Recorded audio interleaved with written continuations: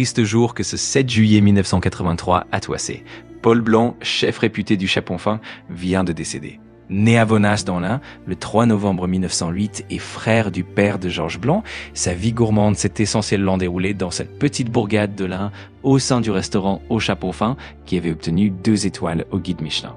Retour en arrière, le seul fils cuisinier d'Élisa Blanc quitte Vonasse en 1923 pour un tour de France d'une dizaine d'années, passant par Chamonix, Lyon, Le Touquet, Monte-Carlo et Trouville.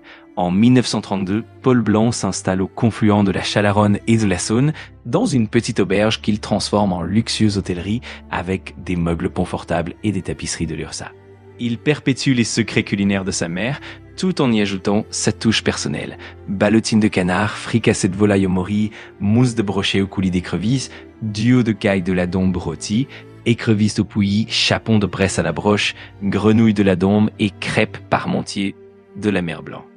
Sur le livre d'or, Kurnowski note simplement « avec toute la reconnaissance du ventre, la seule qui dure ».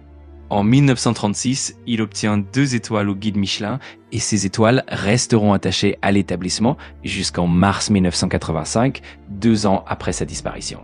Depuis 1973, Paulette, sa fille et son époux Pierre Maringue dirigent la maison et plus tard, son petit-fils Bruno en prendra la direction jusqu'à la fermeture définitive en 2004. En 1978, Paul Blanc, président des cuisiniers de l'Ain, puis des Toques Blanches lyonnaises, reçoit la Légion d'honneur au titre de chevalier. Depuis 1992, la rue du Champ-de-Foire porte désormais son nom, rendant hommage au bonheur gourmand offert par le chef à ses clients, parmi lesquels figuraient Tino Rossi, Jean-Claude Brialy, Jacques Martin, Yvonne Printemps, Gérard Houry et les compagnons de la chanson. Malheureusement, aujourd'hui, il ne reste plus que du Chapon Fin, un bâtiment transformé en résidence, et la dynastie gastronomique de Paul Blanc s'est éteinte.